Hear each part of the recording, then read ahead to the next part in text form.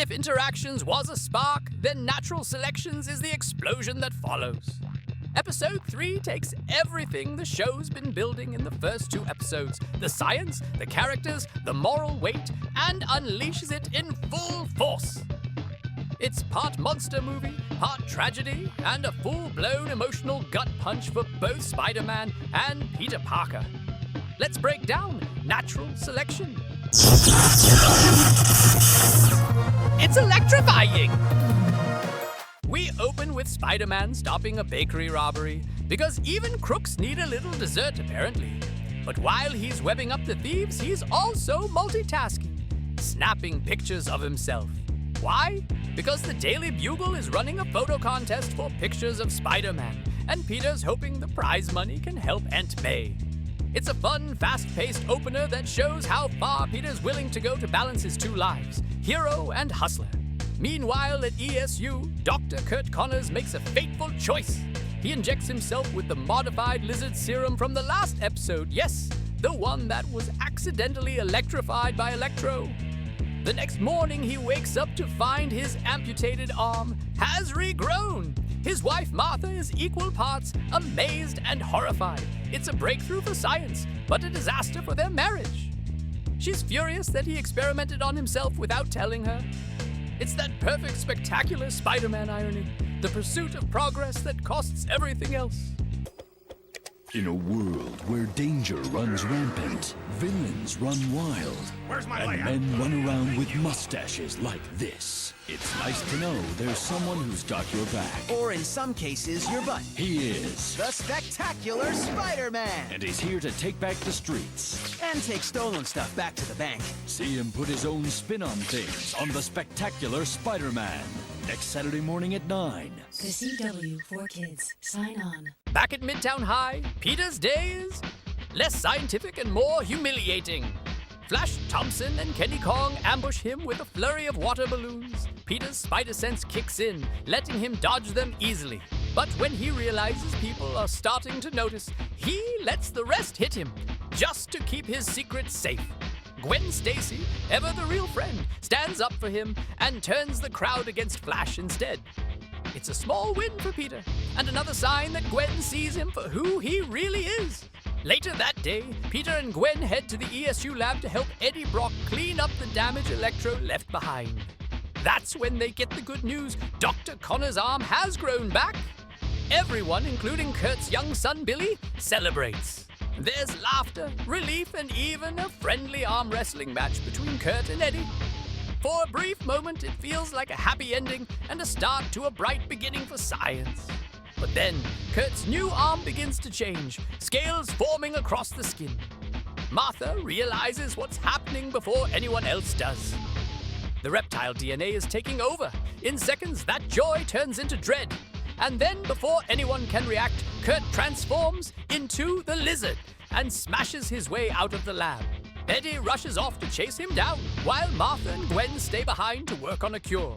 Peter tries to comfort Billy, promising they'll get his dad back. But as soon as Billy's safe, Peter slips away to suit up as Spider-Man.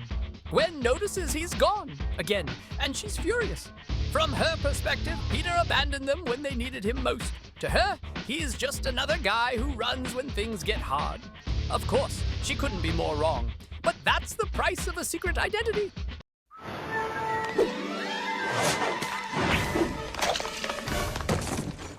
I'm okay. You can swing into Burger King and get a BK Kids meal with a spectacular Spider-Man toy. 1 per kids meal now at Burger King.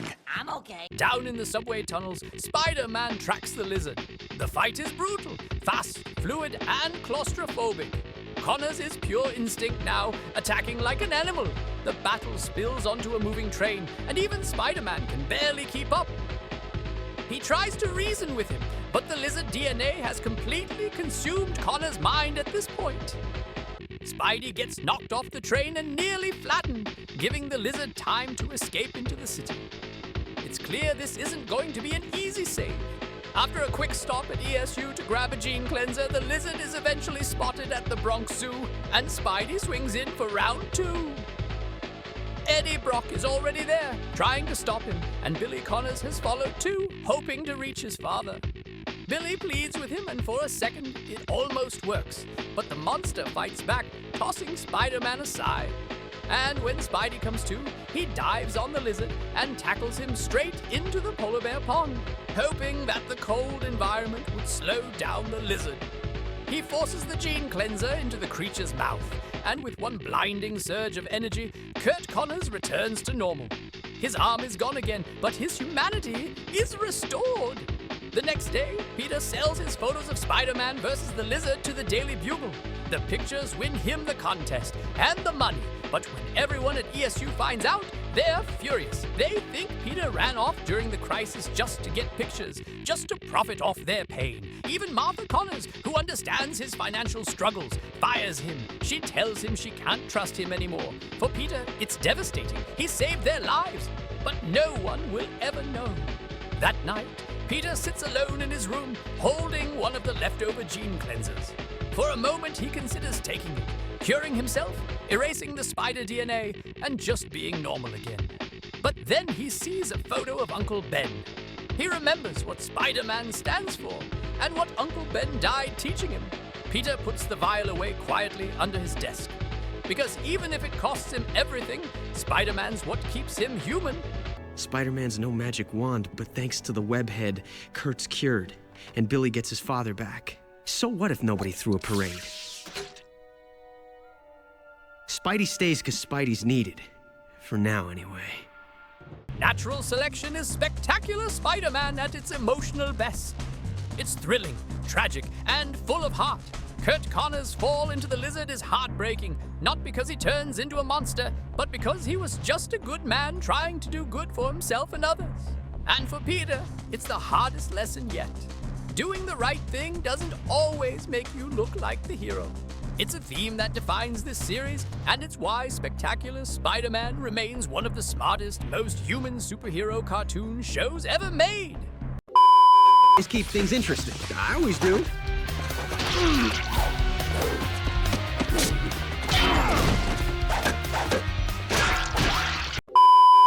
Where'd you get to now? Hey!